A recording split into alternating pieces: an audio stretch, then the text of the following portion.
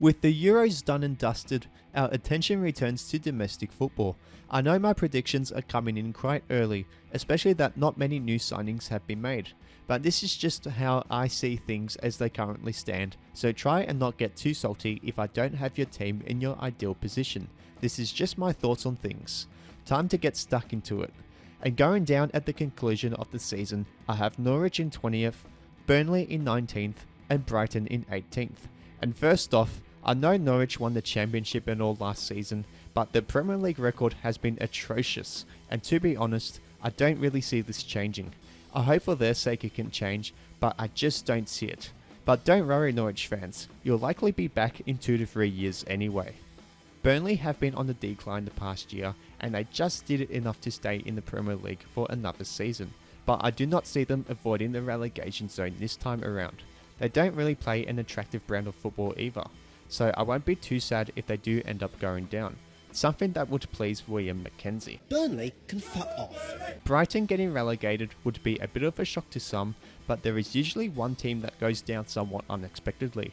Last season that was Sheffield United, who previously finished in the top half of the table, and this season I think it would be Brighton. Although it wouldn't really be that shocking considering that they were 16th last time out. In saying this, they only copped 2 more goals than Man United as well. So who knows really. For those surviving, I have Crystal Palace 17th, Brentford 16th, Aston Villa 15th, Watford 14th, and Newcastle 13th. Roy Hodgson's men will have to be at their very best in order to avoid the drop, and I think they'll just have enough to do so. They still possess quality players like Wilfred Zaha and Eberechi Eze, who both possess terrific attacking quality. Defense is an issue, however, shown by having one of the worst defensive records in this past campaign. They will need to make a signing or two here in order to be less of a liability here. Brentford will make their first ever appearance in the Premier League and their first season in the top tier for over 70 years, and I genuinely think they can stay up. Their Moneyball strategy, which is heavily based around analytics, has worked for the most part. It will be interesting to see how this strategy stacks up against the top tier of English competition. I will say that they will have a great start to the season before fading out, but doing enough to survive, kind of like a Hull City a decade back. I may have predicted Aston Villa to come 15th, but I will admit that this prediction is largely based off my assumption that Jack Grealish will leave before September. Ollie Watkins, if he remains, is still a great attacking option, and the defense is not the worst for sure, especially with players like Tyrone Mings being so prominent at the back and Ashley Young coming in as well. They will still dip in my opinion, but in general, they should be fine in regards to Premier League safety. Watford at 14th is probably too high for many, but why not? If a team like Sheffield United can finish 9th in their first season back in the Prem for a while, why can't a team like Watford look at least comfortable in the Prem? They have a good mix of experienced players who have played at this level before, and they also have some bright young talent. A name that springs to mind is Joao Pedro, who is still only 19. Overall, Watford won't go down. And Newcastle seem to be getting out of that basket case label that they had a few years back, even with controversial owner Mike Ashley still involved.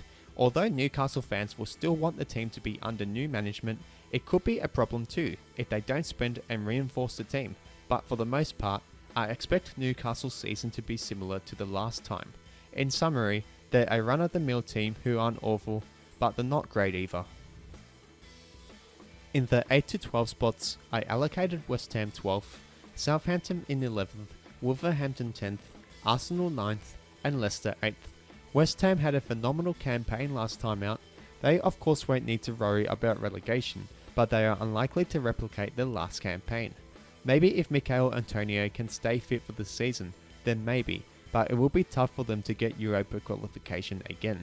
Southampton, I think, will surprise this season and perhaps overperform from their initial expectations. Now, this team have some genuine quality players like James Ward-Prowse and even Che Adams, who is about to enter his peak, and for me, Southampton will make some progress from the 15th place finish a few months back.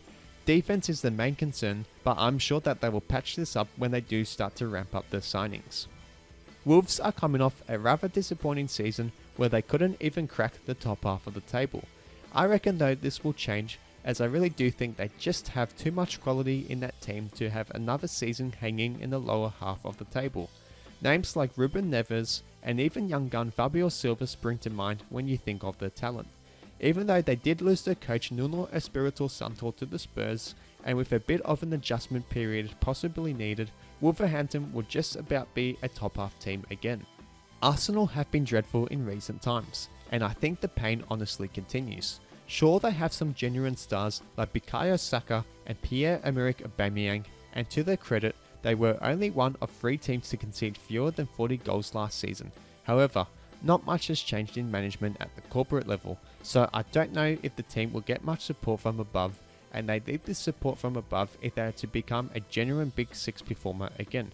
I would like to say that Arsenal would be fighting for a Champions League spot, but I don't even know if they can secure a Europa spot at this stage, and so I can't put them higher than 9th.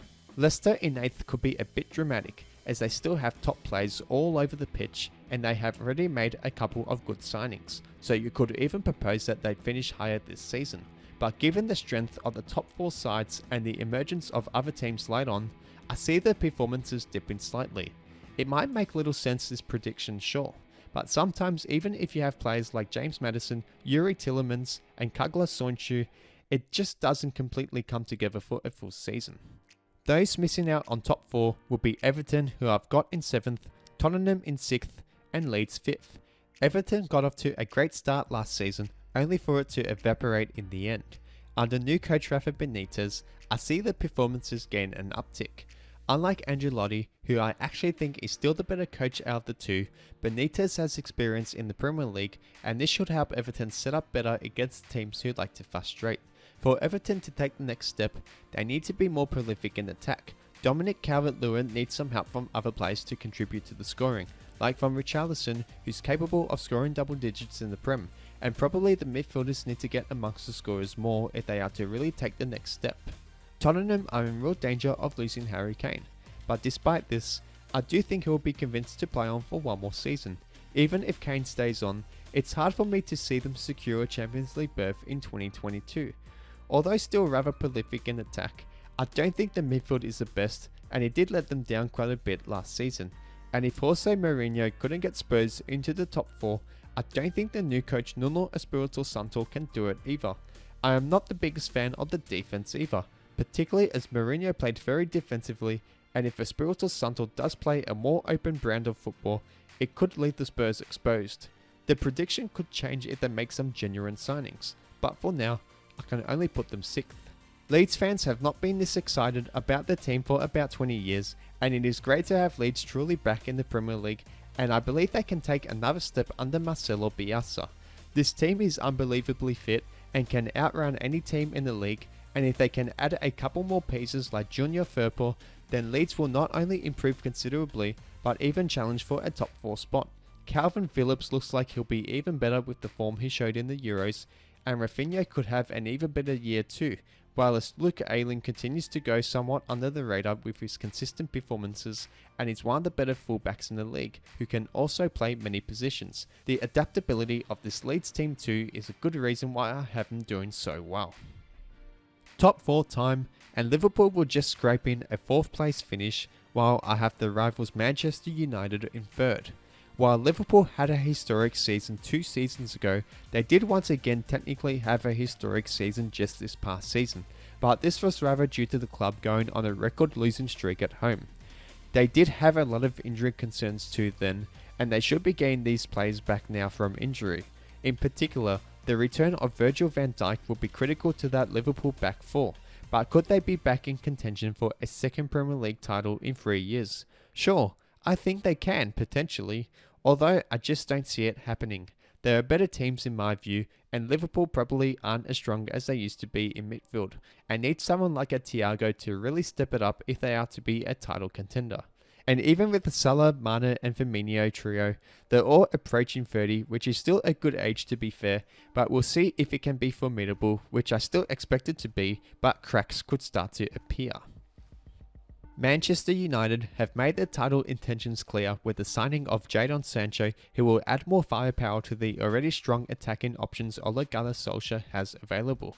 The coach was getting a lot of criticism last season, but I honestly felt that some of it was harsh and unwarranted, as he did get the Red Devils in the runner-up slot last season. But Manchester United is one of the biggest clubs in the world and they demand success every single season. Even though Harry Maguire has gotten a lot of plaudits from the great Euros he had, I am still not sure he is a top 3 defender in the game, but a great season here could prove me wrong and show that Man U do have a world class defense, but I'm not convinced of that just yet considering the other options available. They could very well still win the title, but a couple of holes in this team prevent them from achieving this. But there can only be one champion. It was such a tough call to make as it will be a close season in my books. Ultimately, I have decided to go with Chelsea as champions and Manchester City as runner-up. And speaking of City, and even though I've placed them in second, the ridiculous depth that they have, plus the dominating football that they play, means they could very well easily win the Premier League again. Just listen to the attacking options that they have in Sterling, Mahrez, Bernardo Silva, Gabriel Jesus, Ferran Torres, and you could even put De Bruyne as a false 9 if you wanted to. Defensively, they have just as many good options in Stones, Diaz, Walker, Ake, Laporte, and I could just go on and on. Pep Guardiola might be considered to be a bit of a checkbook manager, but you cannot deny that his playing style is so beautiful to watch, and I guess the only real criticism of him is not winning a Champions League outside of Barcelona. But this is a Premier League video, and I just wanted to mention Kevin De Bruyne again, as he's probably the best midfielder in the world who is not only a gifted passer, but in more recent times, he has really become great in terms of being a box-to-box mid, showing he can do some great defensive work, and I really think this has to be noted a lot more. And Foden as well is another player who could very well become one of the world's best, and this team just has few weaknesses overall. But if they are so good, then why do I have them finishing runner-up? That is because I think Chelsea will emerge as the new Premier League superpower and win the Premier League. Ever since Thomas Tuchel has steered the ship of this Chelsea team, they have been on fire. They won the Champions League this past campaign and became one of the best defensively set up teams in all of football. A lot of credit has to go to the midfield as well, and in particular both Jorginho and Kante, who are both just sensational, and I assume that they will have stellar seasons once again. And who knows, one of them could be an outsider for Ballon d'Or, particularly in Kante's case. Let's not forget as well that Timo Werner had a poor season last season by his standards, and I think that this has more to do with his first season blues rather than anything else. And if he can get firing, then watch out, as combining with other deadly players like Pulisic, Mount, and Havertz, then they will be able to score a lot more goals as well. Thiago Silva going into his late 30s could be a concern, but they should be able to cover him comfortably if he does slow down or get injured. So for me, Chelsea will go on to win the 2021-22 Premier League title. Going to talk about awards now, and I predict N'Golo Kante to win Player of the Season. This does usually go to an attacking-minded player, but I guess we'll just see how things play out. I will randomly pick Marcus Rashford to claim top goal scorer. I do think Man U will score a lot of goals this season, and I think Marcus Rashford is going to have a terrific season. Marcelo Bielsa for me wins Coach of the Year, and he'll win this if he can get Leeds into the top 6. Lastly, I will go with Bukayo Saka to be awarded the Young Player of the Year. Thank you all so much for watching. It's time for you to let me know your Premier League predictions for the season. Don't forget to follow me on my socials and subscribe to my channel for more content.